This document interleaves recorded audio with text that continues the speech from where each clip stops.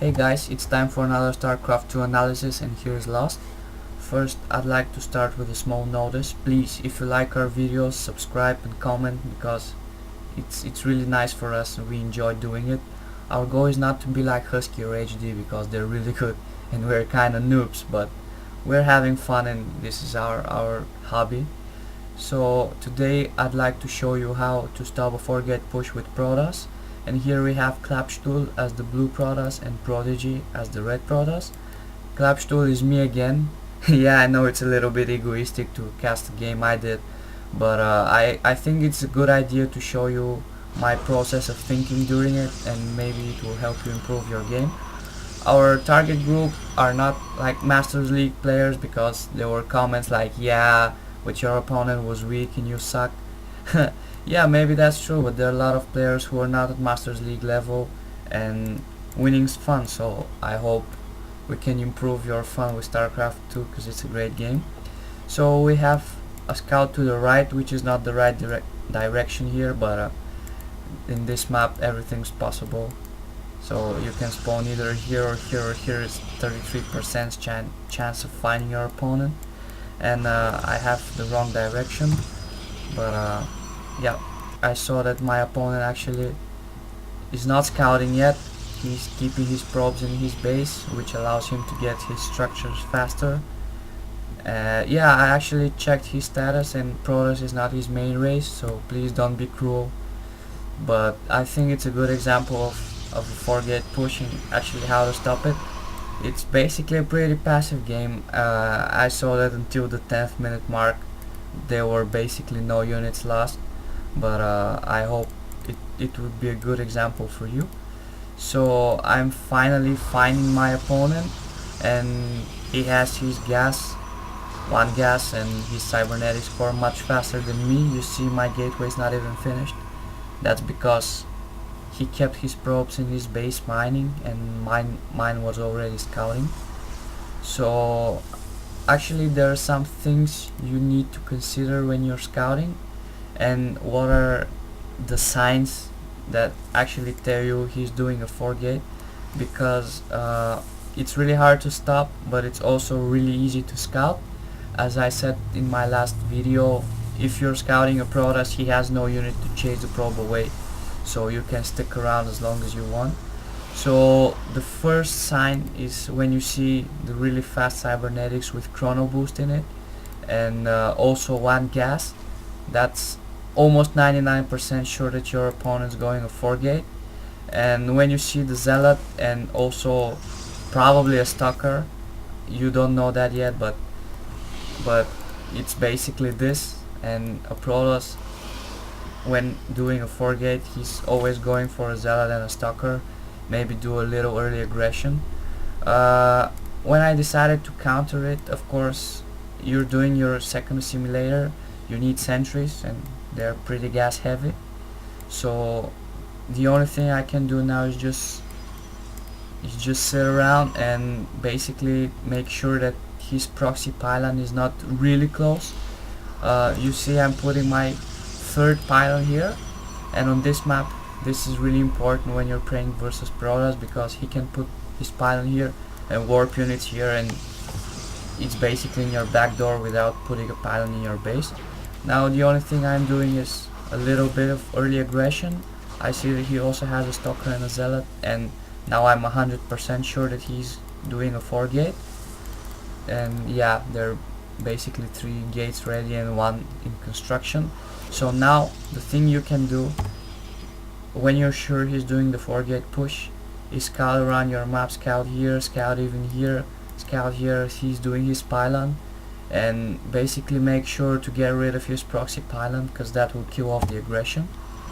At the same time, my warp gate technology is not finished yet, but my robotics is in construction, and now I'm finding his proxy pylon. I'm leaving the zealot hitting it and chasing the probe with the stalkers, because the zealot's too slow, and let it just kill it.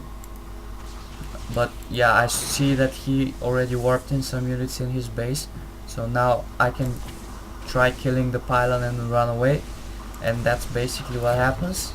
And now my opponent is in a big disadvantage, because he'll need a lot of time to construct a pylon and warp in units, and I have my sentries and my robotics tech, so now I'm in a really nice place to be.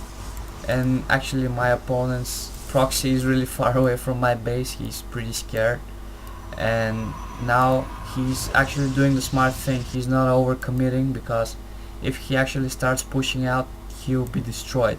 I have my Immortal, my 2 sentries, and a much nicer positioning of my units on the ramp. So now my opponent is going for the Twilight Council and extra gas. Actually, when you're in such a disadvantage, it's a really nice thing to do, not a robotics, but either a Dark Templar tech or a Blink tech, or even a Stargate tech. It's simply because if you start with a robotics and your opponent has a 2-gauge robo rather than 4-gauge robo, you're at a great disadvantage and your strong units will come up really late. But if you're doing the Blink, you already have your stalkers in big numbers, and the only thing you need to do is research the upgrade. On the other hand, if you go for the air, all you need is a few Phoenix, and if you're in this situation with so many stalkers, and I have for example 2 Immortals, all you need is to use the Graviton Beam on the Immortals and they're out of the game, so you would also have a little bit of an army disadvantage. But now I think I'm in a great position here. I know that he's not overcommitting and maybe building up warp gate units, so I'm doing a passive aggressive strategy. In this sense, I'm expanding near the center of the map. I could have also came here, destroy the rocks and expand here, but if I expand here, this is basically saying to my opponent that I can do whatever I want. I'm in your nose and he should better attack me, because the rare distance, as you see, is really small.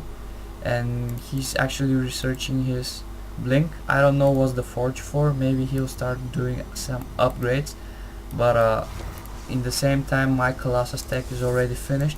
I have 2 Immortals, some Stalkers, Zealots and Sentry, and my opponent actually discovered my expansion. He put the pylon even before scouting it, but I think that my army composition is much better and I can engage him. Now when you have Immortals versus Blink Stalkers, you should always know that your Immortals must be in a position. That's compulsory, because he has the advantage of Blink. He can micro away, and actually Immortals have a range of 5 while Stalkers have a range of 6. That means that your Immortals should be a little bit up front, right behind the Zealots, because they do massive amounts of damage versus Stalkers. But now actually my opponent is getting his army up. He's not expanding, he's not even upgrading. I'm scouting that he has chrono boost on his warp gates. That means that he'll be doing an all-in push. My expansion is ready, and the only thing I can do is get a little bit more high-tech units like Immortals and Colossus. And I've been in a great position basically right after I killed off his pylon here, and he did not overcommit for an attack. If I were on my opponent's place, I'd rather go for a Phoenix and warp gate units. And now the big battle is gonna commit.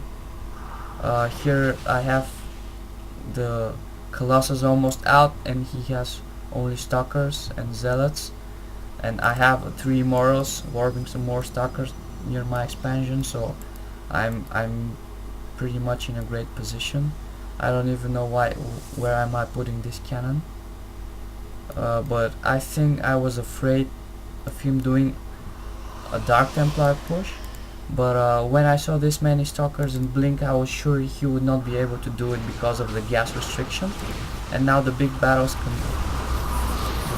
here, a little bit force fields, not the greatest ones, but I knew that this battle was mine.